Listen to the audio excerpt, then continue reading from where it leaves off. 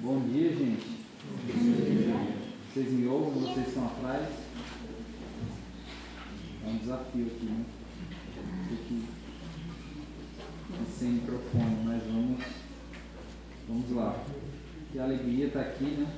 Mais um dia, não um dia qualquer, né? Mas um dia importante para a gente.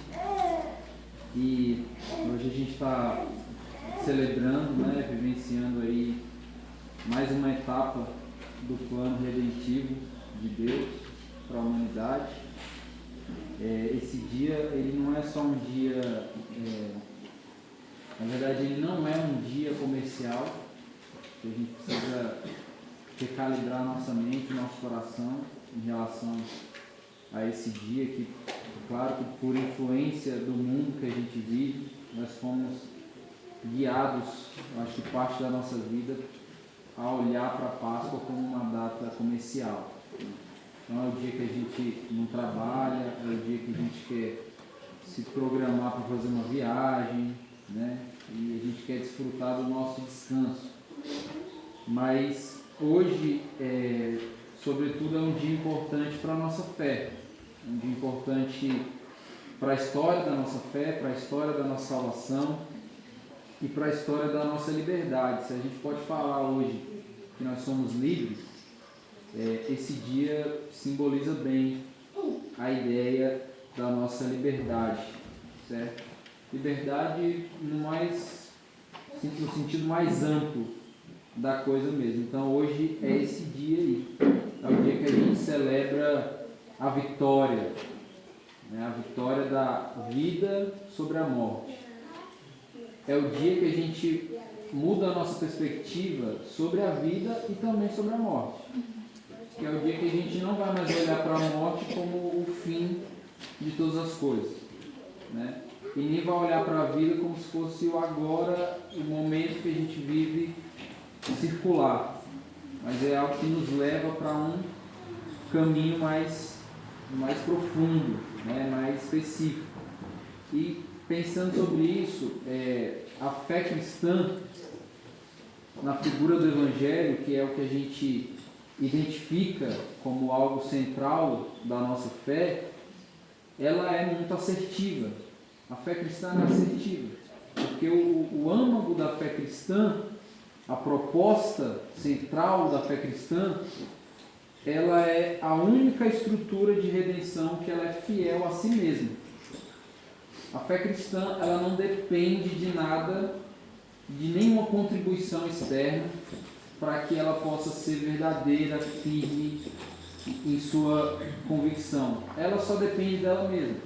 O Evangelho é uma estrutura de redenção que não depende de nada, que é seguro em si mesmo, que é suficiente.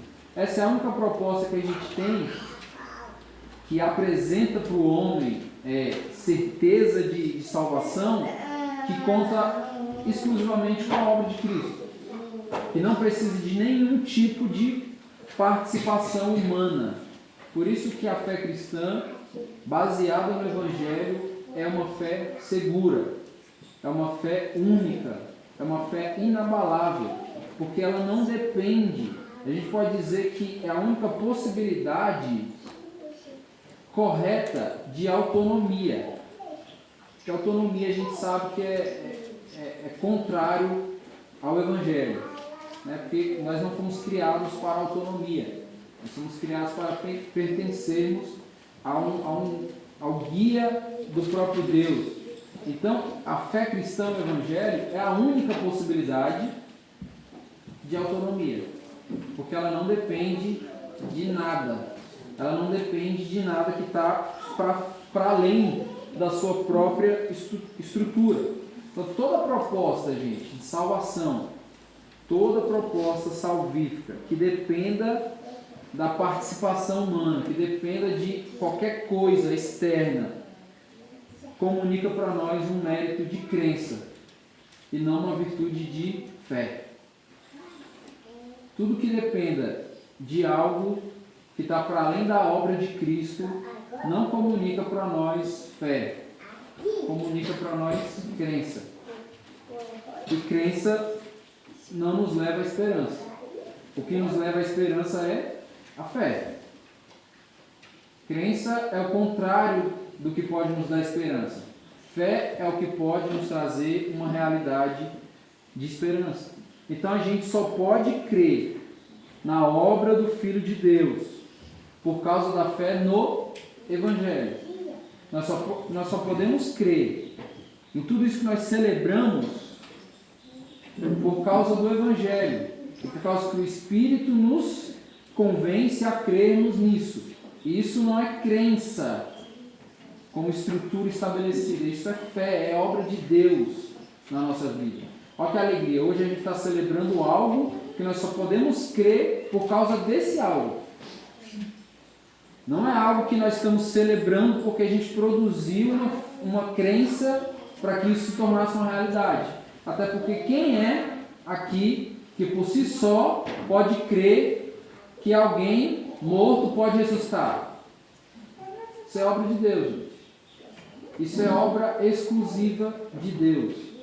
A nossa compreensão humana não é capaz de observar isso e colocar o nosso coração quebrantado diante de Deus. A gente não tem essa capacidade. Porque para a gente isso é irreal. Está para além daquilo que é lógico. Então isso é obra de Deus. Isso é fé. É o que o Espírito Santo de Deus produz na gente e nos leva a ter esperança. A esperança ela só pode acontecer se ela for norteada pela fé. Porque senão não há esperança. Senão como que a gente vai esperar em algo que é irreal se não for produzido pela própria fé, que é o próprio Deus que nos impulsiona a corresponder. Então, pensando ainda mais sobre isso, historicamente, após esse ato, esse momento que a gente celebra hoje, crucificação, ressurreição de Jesus, a gente está caminhando agora para perceber a evidência do Espírito.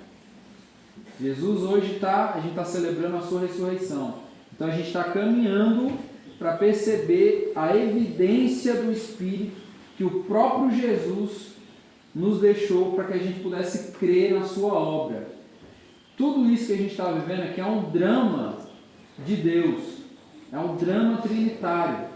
É o Pai que enviou o Filho que cumpre a obra e o Espírito que nos convence a crermos na obra do Filho. E aí o que acontece nesse drama? O Filho glorifica o Pai com a sua obra e o Pai exalta o Filho. Percebe que tudo isso que a gente está envolvido aqui tem a ver com o plano trinitário de Deus para revelar a redenção para o seu povo? Não tem participação externa. Tudo isso é obra do Deus triuno. É o Pai, é o Filho e é o Espírito. E agora a gente adentra a realidade que o Espírito está sendo evidenciado. Jesus, após a ressurreição, se encontrou com os discípulos, passou tempo com os discípulos e apontou um caminho onde o Espírito Santo agora é aquele que guia. Então o que isso significa, gente? Nós não vivemos por aquilo que nós vemos. Por isso nós estamos celebrando aqui uma realidade invisível, mas que a gente consegue visualizar isso de maneira prática através das percepções aqui. A gente vai ceiar, então a gente tem certeza de uma realidade invisível. E quando Jesus ressuscita, ele está apontando para essa realidade. É tempo agora de nós sermos guiados por fé e não pelo que vemos. É esse Espírito que nos convence da obra do Filho de Deus. É esse Espírito que nos faz enxergar para além dos nossos olhos naturais. Porque agora nós cremos, porque nós temos fé. O Evangelho está sendo anunciado. O Evangelho se encarnou. O Evangelho tomou sobre si as dores dos homens. Homens que por si só não conseguiriam resolver os seus problemas. E por causa do Espírito, Por meio da pregação, nós cremos. Por isso que nós temos fé. Então nós agora somos guiados pelo Espírito. Hoje, amanhã e para sempre nós somos guiados pelo Espírito. Ou seja, nós não vivemos pelo que nós vemos. Nós vivemos pelo que nós sabemos da realidade invisível, que se materializa. O Evangelho nos comunica essa verdade. E aí nesses últimos 3 dias que a gente está envolvido nesse drama da Páscoa, com certeza a gente fez muitas reflexões. A gente tem a quinta-feira do dia onde Jesus se encontra pela última vez com os discípulos, onde ele lava os pés dos discípulos. No outro dia a gente tem a sexta-feira da paixão, onde Jesus é crucificado. Ontem, o sábado, é o dia talvez que a gente menos valoriza dentro dessa história, desse drama, que é um dia muito importante, que é o dia do silêncio, que é o nosso maior problema. A gente tem dificuldade com o silêncio, porque o silêncio aparentemente não traz nenhuma resposta para a gente. Só que percebe que todo esse caminhar da Páscoa está tratando de um drama. Jesus é crucificado, depois a gente tem um dia de silêncio, que é um dia onde a nossa fé é colocada ali no chão da vida e a gente precisa praticar ela. Que é o quê? E agora? Cadê Jesus? Morreu. E agora? O que a gente faz agora? Você consegue pensar o que talvez ficou na mente dos discípulos? E agora? Agora já era. Agora não tem mais o que fazer. Agora o cara veio, fez uma proposta de vida para a gente largou os nossos empregos, fechamos firma, empresa, e agora ele foi embora, morreu. Agora não tem mais o que fazer. Esse dia é um marco na história, o dia que a gente viveu ontem. Porque é o dia onde a nossa fé é colocada em prática. A fé aponta para onde? Para a esperança. Esperar em quê? Esperar que esse Jesus que foi levantado numa cruz, no outro dia ele tem um plano maior do que simplesmente se pendurar numa cruz. Essa é a grande narrativa aí desses 3 dias. Então, com certeza você fez reflexões nesses dias. Os Instagrams da vida aí, muitos textos, né? Para a gente ficar refletindo sobre cada um desses acontecimentos, né? A cada dia, a gente mesmo como igreja fez isso, a cada dia a gente publicou ali um texto que fizesse menção ao dia, e isso é muito significativo para a gente. E aí hoje a gente está aqui no primeiro dia da semana, né? O dia que forma algo no nosso coração, que nos direciona para vivermos uma nova realidade em um novo mundo durante toda a nossa semana, para a gente celebrar aí aquilo que é parte significativa desse plano de redenção. Esse dia é muito marcante para a gente, porque é o cumprimento de uma profecia. É o cumprimento do proto-evangelho, que está lá em Gênesis capítulo 3, versículo 15. Né? A vitória do descendente da mulher pisando na cabeça da serpente. É hoje. É hoje que a gente confirma aquilo que Gênesis 3,15 já anunciou. É hoje que o descendente ele pisa de fato a cabeça da serpente, mesmo que a serpente tenha mordido seu calcanhar, mas ele pisa, porque é a vitória da vida sobre a morte. É a vitória do plano de Deus que não falha, que se evidencia na história. E é por isso que a gente está aqui hoje. Cristo ele morreu por algo muito específico, né, como punição dos nossos pecados, e ressuscitou agora nos dando esperança de uma nova vida. Só que não é uma nova vida para a gente desfrutar de uma salvação individual. Eu sei que a gente fala muito sobre salvação individual.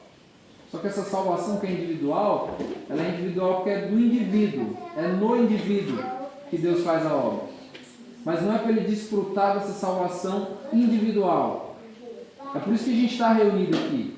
Porque essa salvação que nos alcançou, por causa da obra de Cristo, nos alcançou individualmente. Hoje a gente desfruta disso no corpo.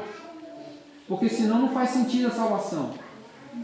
Tudo isso que a gente celebra hoje só faz sentido se a gente estiver junto. Se a gente estivesse em casa sozinho, falando assim, hoje Jesus ressuscitou, que legal. A gente está desfrutando de uma realidade que a gente não está entendendo. Jesus ressuscitou, que legal, estou aqui sozinho. A gente não está entendendo. Isso tudo só faz sentido se a gente estiver junto.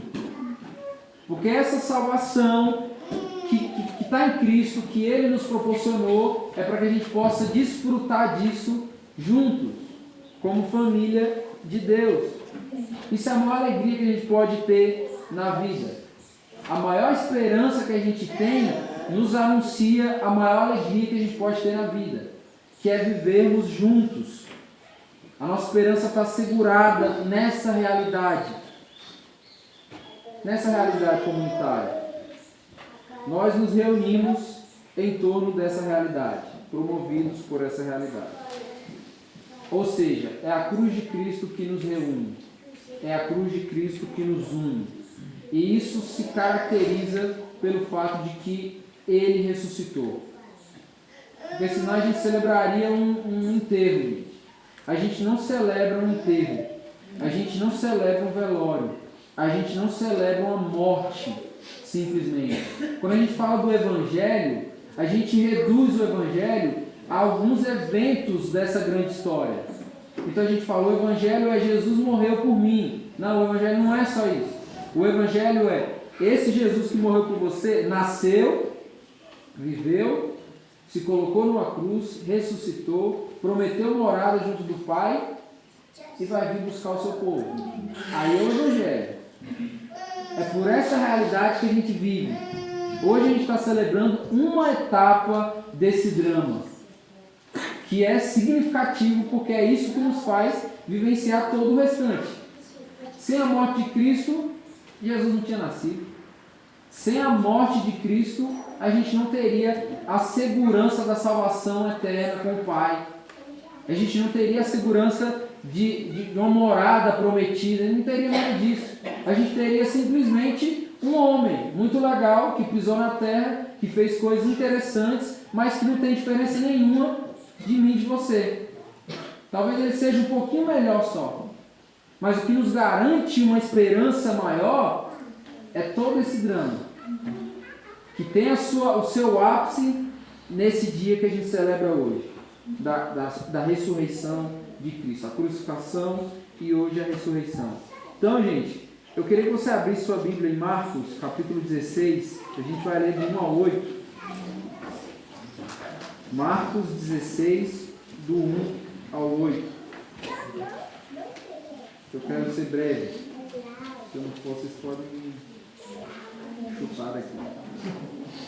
Marcos, capítulo 16, do 1 ao 8. Eu queria que você abrisse sua Bíblia e mantesse ela aberta, acompanhando. O texto diz assim: ao entardecer do dia seguinte, terminado o sábado, Maria Madalena, Maria, mãe de Tiago, e Salomé foram comprar especiarias para ungir o corpo de Jesus. No domingo de manhã, bem cedo, ao nascer do sol, elas foram ao túmulo. No caminho, perguntavam umas às outras: quem removerá para nós a pedra da entrada do túmulo? Mas quando chegaram, foram verificar e viram que a pedra, que era muito grande, já havia sido removida. Ao entrarem no túmulo, viram um jovem vestido de branco sentado do lado direito. Ficaram assustadas, mas ele disse: não tenham medo. Vocês procuram Jesus de Nazaré, que foi crucificado. Ele não está aqui, ressuscitou. Vejam, este é o lugar onde haviam colocado o seu corpo. Agora vão e digam aos discípulos, incluindo Pedro, que Jesus vai adiante deles a Galiléia. Vocês o verão lá, como ele lhes disse. Trêmulas e desnorteadas, as mulheres fugiram do túmulo e não disseram coisa alguma a ninguém, pois estavam assustadas demais. Vamos ter uma palavra de oração. Deus, nós te damos graça, Pai, pelo teu povo reunido aqui, celebrando a mensagem do Evangelho. Muito obrigado, Senhor, por nos salvar. Muito obrigado por revelar a nós, Pai, o teu poder, a tua graça, manifestada na pessoa do Filho de Deus. Nós te damos graça e pedimos que nós possamos encarnar, Pai, essa realidade, materializar essa realidade da ressurreição. No nome de Jesus. Que o Senhor fale aos nossos corações por meio da tua palavra. Amém.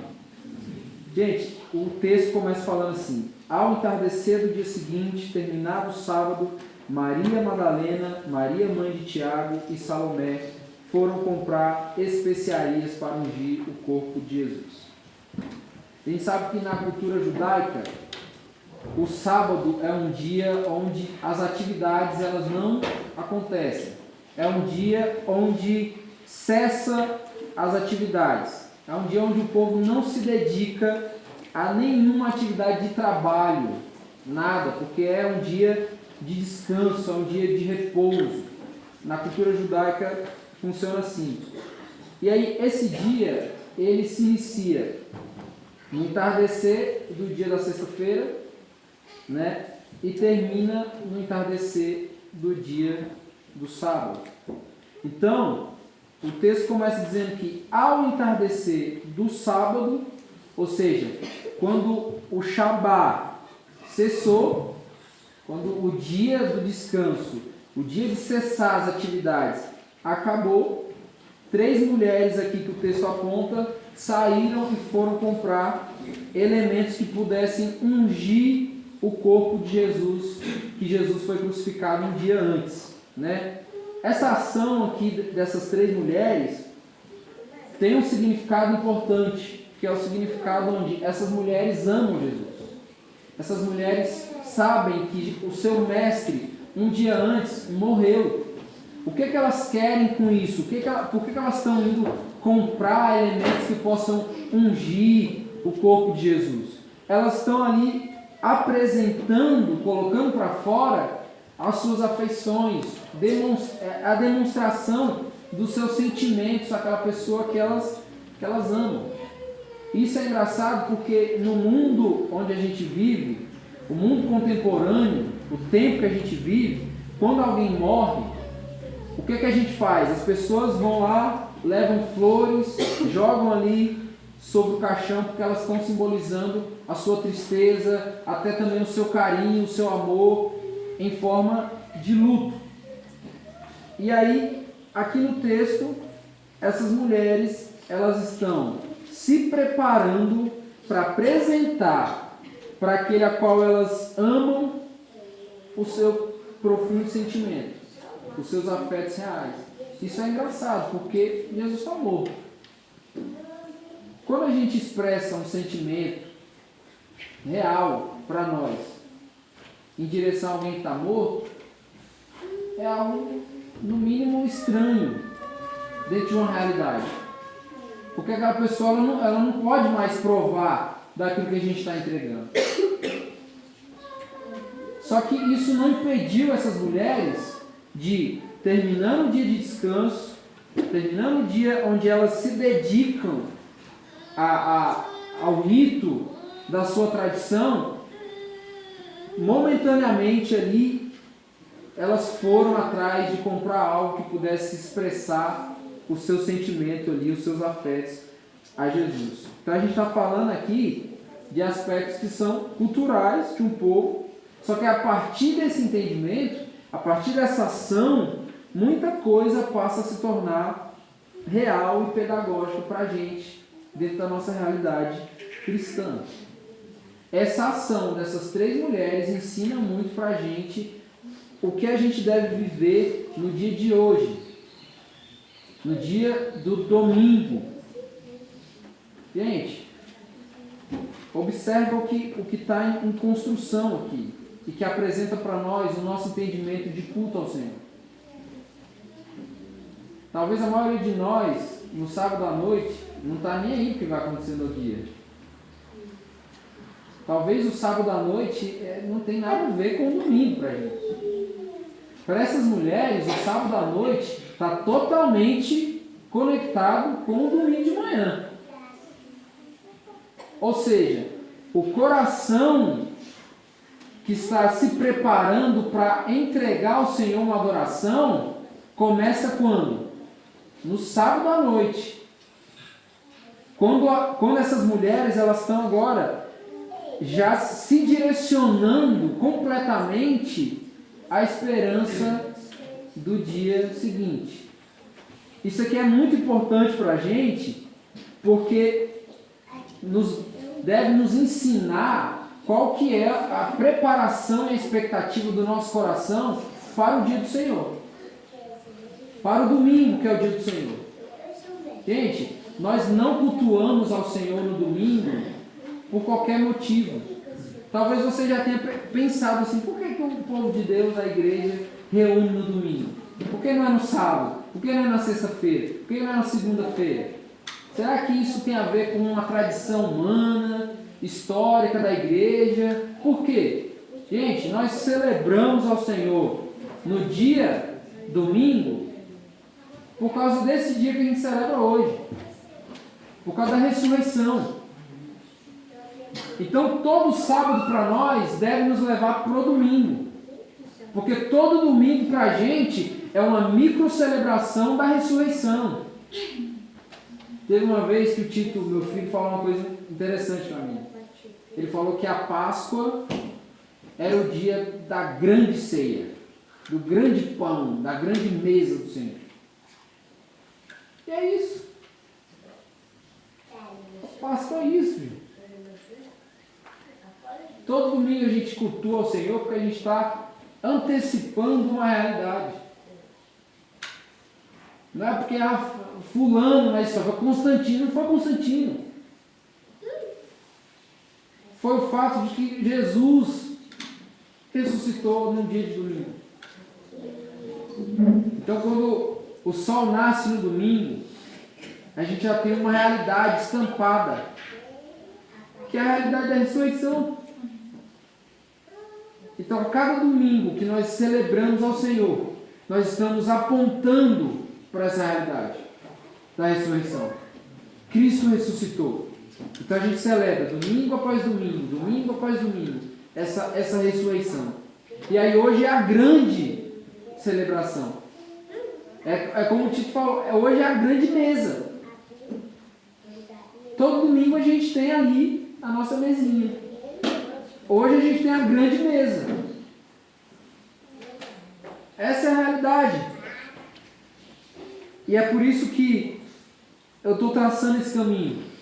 E o texto traça esse caminho do sábado, da expectativa do sábado, daquelas 3 mulheres que estão indo atenciosamente comprar os elementos que possam purificar ali o corpo de Jesus. Talvez a ideia daquelas mulheres, gente, seja manter ao máximo o corpo de Jesus, para que elas pudessem ter mais contato com o corpo de Jesus. A gente sabe muito bem que depois de algum tempo, o corpo morto não dá mais para fazer nada. E talvez o interesse daquelas mulheres é manter ao máximo a presença do corpo de Jesus ali, para que elas pudessem ver, para que elas pudessem ir ali visitar de tempo em tempo, para que não morresse a figura corporal visível ali da realidade mais invisível que elas já provaram da relação com Jesus. Talvez seja esse o interesse ali daquelas mulheres. E aí o texto diz no versículo 2: no domingo de manhã bem cedo, ao nascer do sol, elas foram ao túmulo. No caminho perguntavam umas às outras: quem removerá para nós a pedra da entrada do túmulo? Então imagine agora que essas mulheres aqui que passaram a noite na expectativa de amanhecer, né, o dia ali, onde elas iriam até o túmulo, onde estava ali o corpo de Jesus, onde elas iriam para expressar ali todos os seus sentimentos, onde elas iriam colocar para fora todo o seu amor ali por Jesus. Agora o texto fala que quando elas estavam a caminho do túmulo, elas se perguntaram algo que é muito interessante. O que elas perguntaram? Quem removerá para nós a pedra da entrada do túmulo? Quando a gente chegar lá, quem que vai remover a pedra? Qual a preocupação dela? Quem que vai remover? Gente, a morte, na nossa perspectiva cristã, nos leva a pensar que aquele que alcança a morte, aquele que prova da morte, parte para o estágio da eternidade. Isso dentro das nossas compreensões, a gente costuma não entender, porque a gente fica do lado de cá. Por que a gente fica triste? Porque a gente não tem compreensão do lado de lá. Por isso que a gente sofre do lado de cá. Porque a gente só tem a perspectiva da morte do lado de cá. A gente não tem a perspectiva do lado de lá. A gente fica do lado do luto. A gente fica do lado do túmulo. A gente fica do lado da dor, do sofrimento. Essa é a nossa participação na morte. É disso que a gente sabe. Só que do lado da pedra erguida, de separação do que é temporal, há algo que a gente não conhece. E é algo que revela o eterno. É preciso a gente entender que é em Deus que nós nos encontramos com a pedra removida. É somente em Deus que nós podemos ver a realidade da pedra removida. Qual que é a pergunta das mulheres? Qual que é o questionamento das mulheres? Quem removerá para nós a pedra da entrada do túmulo? Nós estamos indo lá, nós queremos ver Jesus. Só que tem um detalhe aí bem significativo. Tem uma pedra pesada na porta, na entrada. Quem que vai remover essa pedra aí para a gente? Essas mulheres estão indagando isso aí, gente, por causa da realidade. A pedra é grande, a pedra é pesada e elas seriam incapazes de remover essa pedra. Então, observe, assim como aquelas mulheres não teriam capacidade de remover essa pedra, nós também somos incapazes de, pelo nosso próprio esforço, remover qualquer peso, nos livrarmos de qualquer peso que possa estar sobre os nossos ombros. Por isso que o que Jesus foi fazer na cruz foi levar esse peso. Porque por nós mesmos nós seríamos incapazes de carregar um peso tão pesado, um fardo tão pesado. E que mesmo com esse fardo pesado, ainda caminhar em direção para redimir toda a nossa vida. Nós seríamos incapazes. Sem a força de Deus para remover a pedra, nós seríamos incapazes de nos encontrarmos com a figura de um túmulo vazio. Pelo nosso próprio esforço, a gente tenta remover a pedra, e se a gente conseguisse remover a pedra com o nosso próprio esforço, pode ter certeza que do lado de lá da pedra teria um morto. Teria um morto. Então isso é muito significativo. Por que essas mulheres estão pensando em quem vai remover a pedra? Porque elas sabem que elas são incapazes de remover a pedra. E nós somos incapazes de remover a pedra. É por isso que a obra de Cristo é poderosa na nossa vida.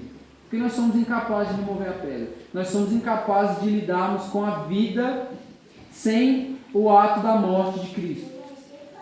Nós somos incapazes. E aí o texto segue. Mas quando chegaram, foram verificar e viram que a pedra, que era muito grande, já havia sido removida. Ao entrarem no túmulo, viram um jovem vestido de branco sentado do lado direito. Ficaram assustados, mas ele disse: não tenham medo, vocês procuram Jesus de Nazaré, que foi crucificado. Ele não está aqui, ressuscitou.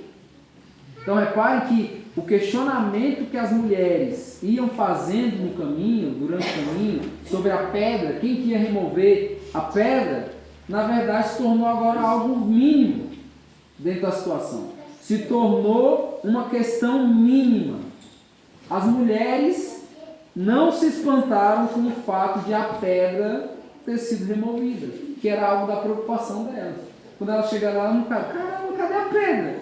Quem foi que removeu a pedra? Não foi esse o questionamento agora. Não foi isso que deixou elas apavoradas, assustadas. Não foi isso. Isso daí se tornou algo fora já da preocupação daquelas mulheres ali.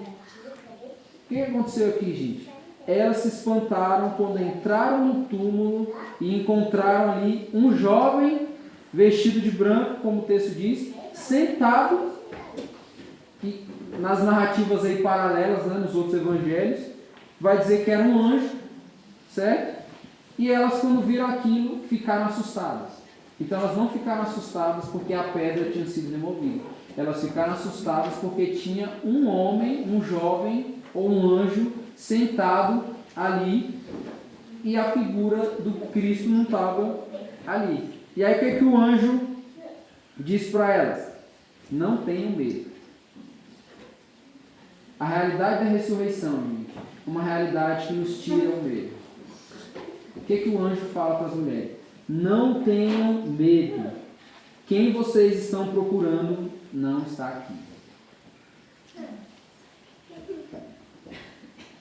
Não tenham medo. Quem vocês estão procurando não está aqui. Conselho do anjo para aquelas mulheres, para que não tivessem medo, dizia respeito ao fato de que não era preciso se preocupar, porque não aconteceu nada. O que o anjo está querendo dizer? Calma. Ninguém roubou o corpo. Ninguém jogou no rio. Ninguém fatiou e levou cada uma parte. Não foi nada disso que aconteceu. Relaxa. Não tenham medo. O que vocês estão procurando não está aqui, mas não tenham medo. Né? Nada disso que talvez possa passar na cabeça daquelas mulheres de preocupação quando elas entraram e não viram o corpo de Jesus. O anjo está dizendo para que elas não tenham medo. Ninguém trocou o corpo de túmulo. Ninguém roubou o corpo. Não aconteceu nada disso. Pelo contrário. Por que o corpo não está ali? O anjo é muito enfático. Não está aqui porque ressuscitou. É o cumprimento profético. O próprio Jesus falou para os discípulos: vou cantar aqui a bola para vocês. O Filho do Homem vai sofrer, vai ser cuspido, vai ser torturado, vai ser perseguido, vai tudo isso daí. Vai morrer de fato, completamente esticado numa cruz, mas ele vai revirar a pedra. No terceiro dia, a pedra vai revirar. No terceiro dia, ninguém vai revirar a pedra. O próprio Deus vai revirar a pedra. O próprio Deus. O próprio Deus que um dia antes abandonou seu filho. O próprio Deus que um dia antes deixou o mundo sem resposta. Vê que as respostas de Deus não são as respostas que a gente quer, e nem no tempo que a gente quer. Sábado a gente está desesperado. Morreu Jesus, agora vou fazer o quê? Vou voltar a pescar. Tem nada o que fazer. Prometeu, fez uma campanha aí de mar, aí morreu. Aí agora a gente está aqui sem emprego, largando tudo, e agora? Só que o Deus, que é três, não é o Deus que corresponde às nossas expectativas. Não é. É o Deus que silencia no sábado e remove a pedra no domingo. É o Deus que esmaga o seu filho na sexta, morre seu filho na sexta, no sábado fica em silêncio e no domingo exalta o filho.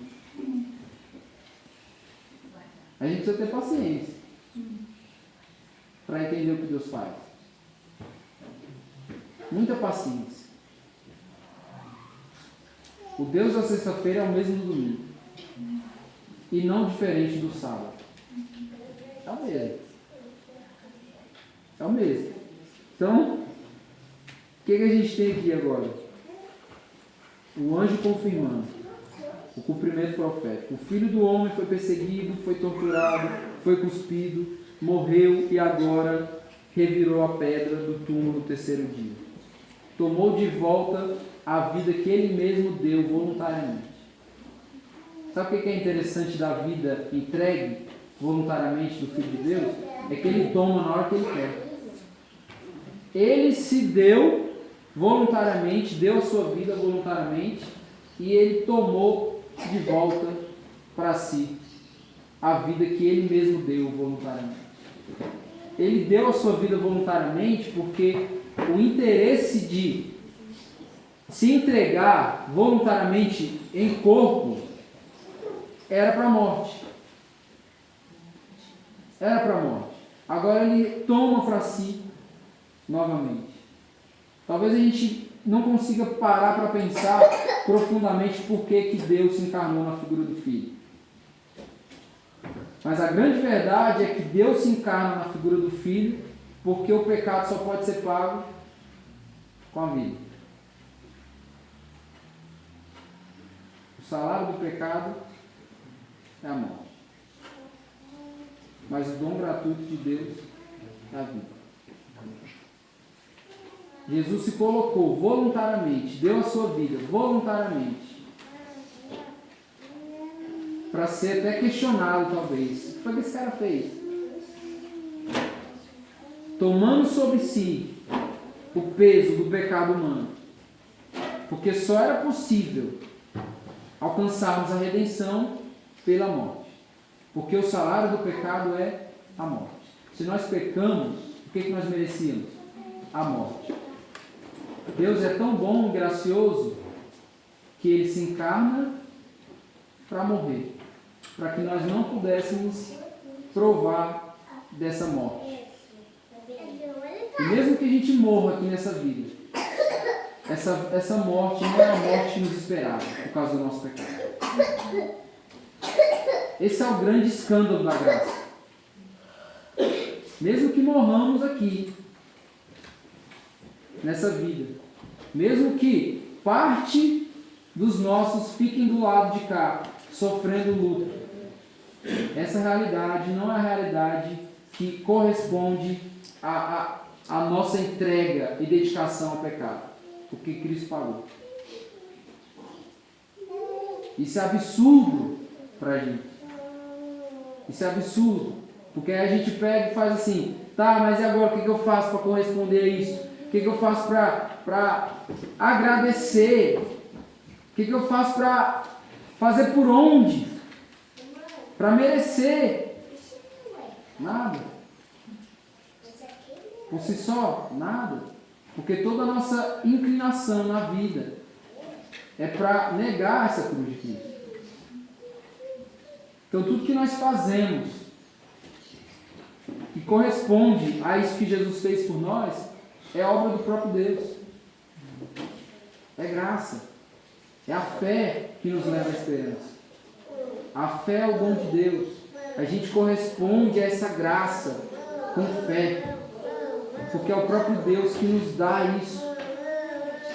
Agora a gente tem essa realidade aqui. Aquele que deu a sua vida voluntariamente, tomou de volta para si. Porque ele deu a sua vida voluntariamente para mostrar para o seu povo que nós não provaríamos de uma morte eterna. Uma morte correspondente à nossa ofensa a Deus. Por isso que ele toma para si, para nos mostrar que há uma realidade de eternidade para a gente. Deus não nos dá aquilo que nós merecemos. Isso é misericórdia de Deus. Ele não nos dá aquilo que nós merecemos.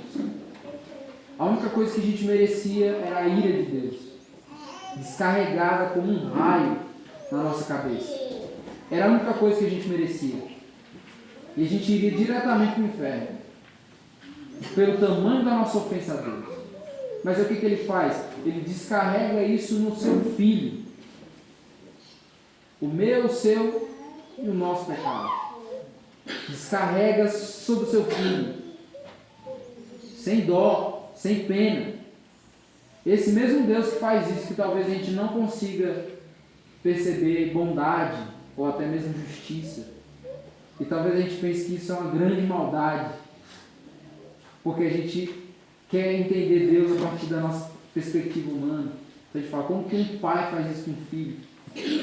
Esse mesmo Deus que fez isso com seu filho é o Deus que está removendo a pedra e que está nos dando o acesso a um túmulo vazio agora.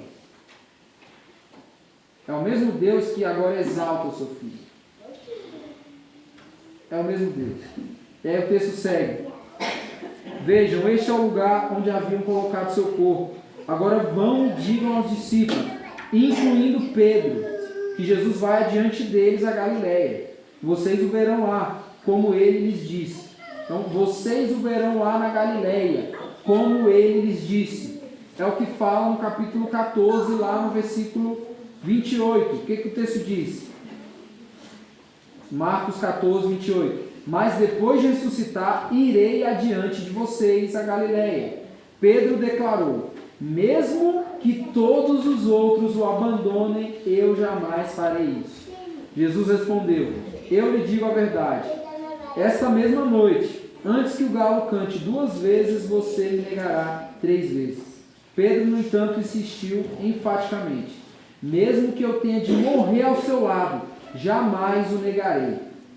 E todos os outros discípulos disseram o mesmo. Gente, olha que maravilhoso isso aqui. Olha que coisa linda.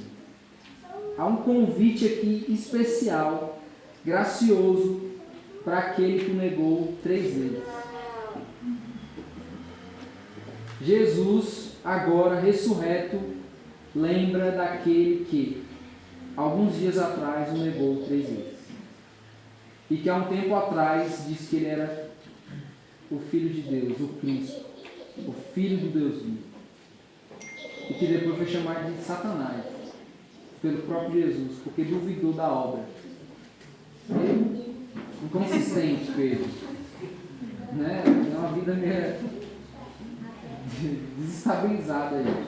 Jesus, agora ressurreto, chama os discípulos, incluindo Pedro. Incluindo aquele que negou 3 vezes. O texto diz, vão e digam aos discípulos, incluindo Pedro. Jesus não rejeitou Pedro. Jesus não respondeu a Pedro à mesma altura que Pedro respondeu à obra de Cristo.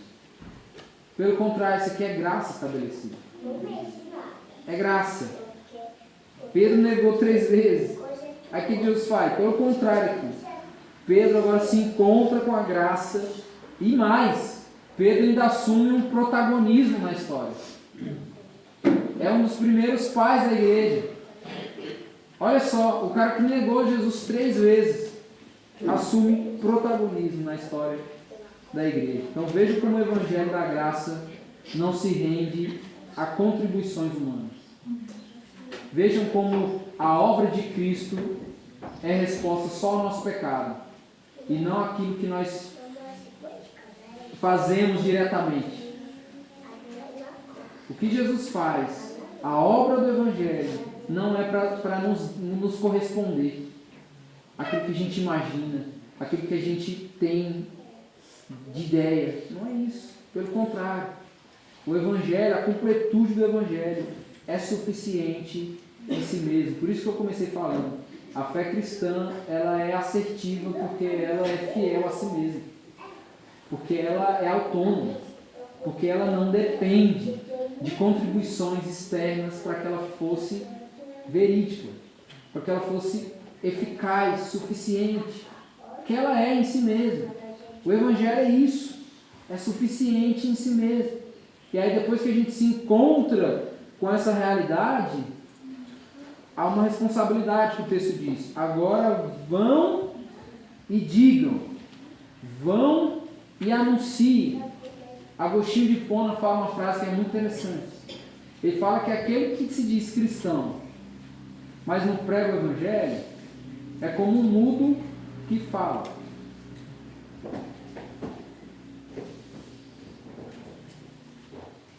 Como que a gente é afetado por uma mensagem e não falamos dessa mensagem? Como? Essa realidade do Evangelho assertiva, ela afeta a nossa vida de maneira tão profunda que faz com 2 discípulos, lembra lá em Atos? Pedro e João. Esse mesmo Pedro aqui, inconsistente. Esse mesmo Pedro aqui, diante do Sinédrio, os caras falando assim: para de falar desse cara, para de falar dessa mensagem, para de falar desse Jesus, para de contar essas histórias. O que ele disse diante do Sinédrio? Como que eu posso deixar de falar? Como que eu posso deixar de falar das coisas que eu vi e ouvi? Não é possível. Porque é uma vida afetada pelo Evangelho. Talvez em muitas situações da nossa vida, a gente vai negar. Em outros momentos a gente vai falar que Jesus é o Cristo. Em outros momentos a gente vai agir como se a obra de Cristo não fosse suficiente. Mas se nós formos de fato afetados pelo poder do Evangelho, a gente vai falar como Pedro e João falou diante do Sinédrio. Nós não podemos deixar de falar daquilo que nós vimos e ouvimos. Por quê? Porque isso é poderoso demais. Isso afetou a nossa vida de tal forma que a gente não pode deixar de falar. A gente não pode deixar de reverberar isso. É impossível. E Jesus está dando essa ordem aqui. Se vocês estão provando da realidade da ressurreição, o que vocês têm que fazer agora? Vão e digam. Vão e anunciem. Trêmulas e desnorteadas, as mulheres fugiram do túmulo e não disseram coisa alguma a ninguém, pois estavam assustadas demais. Elas estão tensas com aquela situação. Lá em Marcos, o original diz que elas foram tomadas de tremor e espanto. Então, não foi sem razão que elas fugiram do túmulo. Elas ficaram completamente espantadas com aquilo que elas estão vendo ali. A declaração de que não disseram coisa alguma a ninguém, como que a gente tem isso aqui? Pelo olhar dos relatos dos outros evangelhos. Elas nada disseram ao longo do caminho porque elas estavam tremendo de medo. Elas não conseguiam encarar a situação ali. A mente delas estava um turbilhão. Imagina aí, gente. Você passou a noite prospectando uma realidade de manhã. Você comprou elementos de culto. Você vai de manhã, você tem um caminho até o túmulo, você está pensando em quem vai remover a pedra do túmulo para você entrar. Quando você chega lá, a pedra não está no lugar, já está removida, você entra no lugar, tem um anjo ali sentado, o corpo de Jesus não está ali, e o anjo fala assim: calma, não se espante. Quem é que não vai se espantar aqui? Essas mulheres estão se tremendo. Elas estão voltando agora no caminho, se tremendo. Não é que elas não falaram nada porque elas estão negando o mandato. Não é isso. Elas estão sem conseguir controlar aquela situação. Elas estão ali, espantadas. E elas também estão, gente, com pressa de chegar até os discípulos. Sabe por quê? Porque elas acabaram de ver algo que elas não imaginavam e aquilo afetou a vida delas. Quando elas se encontram com isso, elas estão indo com medo, tensas, se tremendo, mas elas estão indo com pressa para levar a notícia para os discípulos. Elas estão indo. Então a gente vai com medo, tremendo, mas nós vamos. Porque a gente tem uma ordem de ir anunciar. Igual essas mulheres aqui, elas foram, mesmo espantadas, elas foram levar a notícia ali para os discípulos. Então era um momento de tensão, era um turbilhão de sentimentos, de emoções ali, que estavam ali dentro daquelas mulheres. Elas tinham acabado de receber a grande notícia de que Jesus não estava ali, que tinha ressuscitado. Mas elas saíram para anunciar, para cumprir o que lhe foi pedido. Gente, esse texto aqui é maravilhoso. Maravilhoso.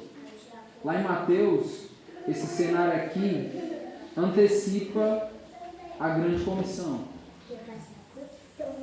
Então, quando a gente olha da perspectiva daqui, a morte nos envia. Quando a gente olha na perspectiva da grande comissão, o que nos prepara para sermos enviados é a ressurreição. A morte nos envia e a grande comissão nos traz para o fundamento que é Jesus ressuscitou. Por essa realidade, agora vão por todo o mundo e façam discípulos de todas as nações, batizando em nome do Pai, do Filho e do Espírito Santo. E eis que eu estarei convosco quando, gente? Até amanhã? Todos os dias. Pense nessa frase aí de Jesus ontem. E eis que estarei convosco todos os dias. Mas como morreu? E eis que estarei convosco todos os dias. Então, o drama da ressurreição é um drama missional. Nos impulsiona a vivermos em missão nesse mundo. Por isso que o Evangelho, gente, é pregar a boa notícia de Cristo. E não o Evangelho da nossa igreja. E não a notícia que a gente produz por meio das nossas experiências religiosas. Não é isso. Por isso que antes da grande comissão, a gente tem Cristo ressurreto.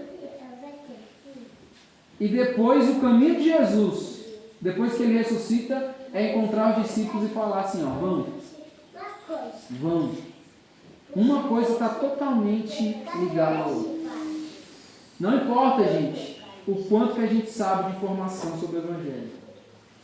O Evangelho sempre vai nos impactar. No ano que vem, nesse mesmo dia, provavelmente a gente vai ler o mesmo texto.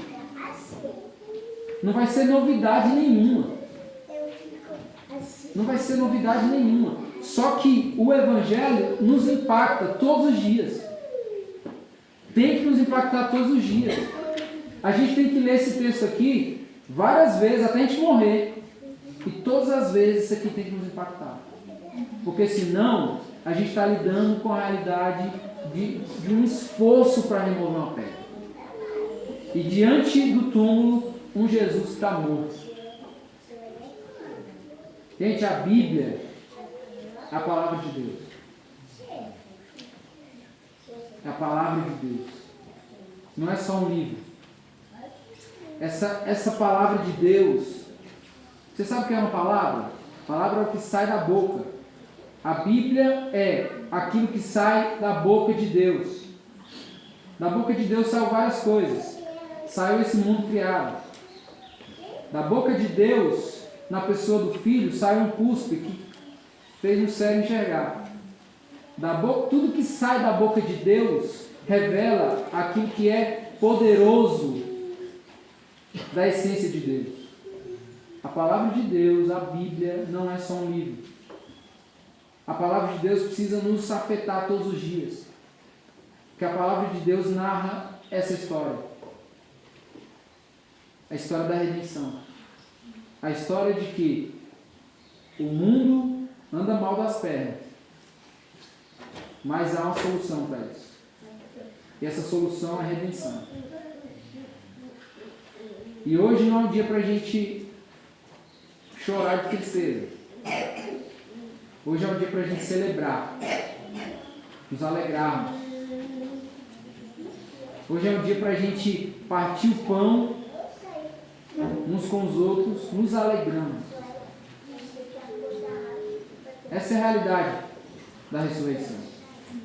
O nosso rei, que entrou em Jerusalém, no jumentinho, onde o povo achou que ele ia reinar ali politicamente. Depois de todo esse caminho, hoje ele ressuscita. E hoje a gente pode ver e entender o porquê que ele é rei. Hoje a gente pode entender porquê que ele é rei. Que a gente celebre isso com alegria. Com alegria.